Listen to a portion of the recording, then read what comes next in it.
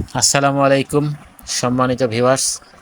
এখন আমরা হজ সম্পর্কে জানব, হজের ফরজ, হজের ওয়াজিবগুলি আমরা জানব এবং হজের যে জায়গা, 5টি জায়গা, কোন 5টি জায়গায় হজ করতে হয় সেগুলি আমরা জানব এবং শিখব। তাহলে আমাদের পরবর্তী যখন আমরা হজ করব তখন আমরা জানতে পারবো, এগুলি সহজে আমরা জেনে হজের কাজগুলি সম্পন্ন করতে পারবো। চলুন তাহলে শুরু করি। হজের 5 জায়গায় 5 দিনে 9টি কাজ করাকে হজ বলে।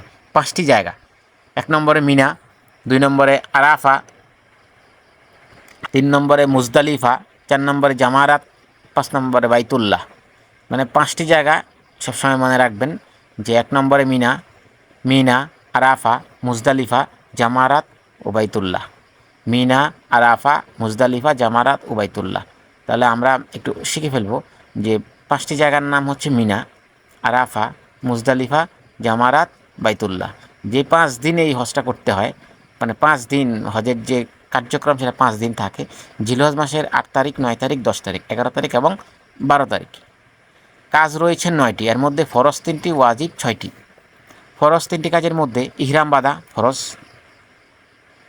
আরাফাতের ময়দানে অবস্থান করা ফরজ, তাওয়াফে জিয়ারা করা ফরজ। ফরজ 3টা কাজের মধ্যে 1 নম্বর হচ্ছে ইহরাম বাঁধা। ইহরাম বাঁধা ফরজ। আরাফাতের ময়দানে অবস্থান করা ফরজ। তাওয়াফে জিয়ারা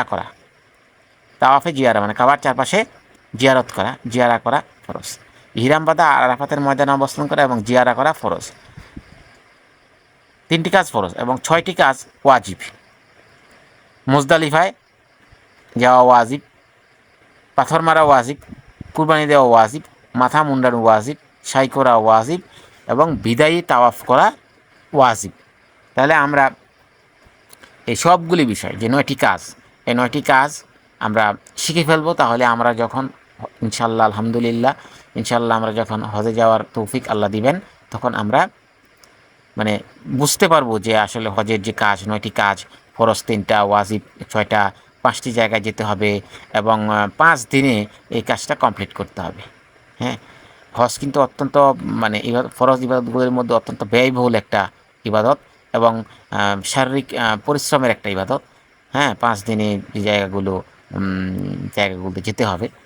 তো আমরা সকলেই নিয়ত করব আল্লাহ যেন আমাদেরকে হজ করার তৌফিক দান করেন। আমিন। আসসালামু আলাইকুম ওয়া রাহমাতুল্লাহি ওয়া বারাকাতুহু।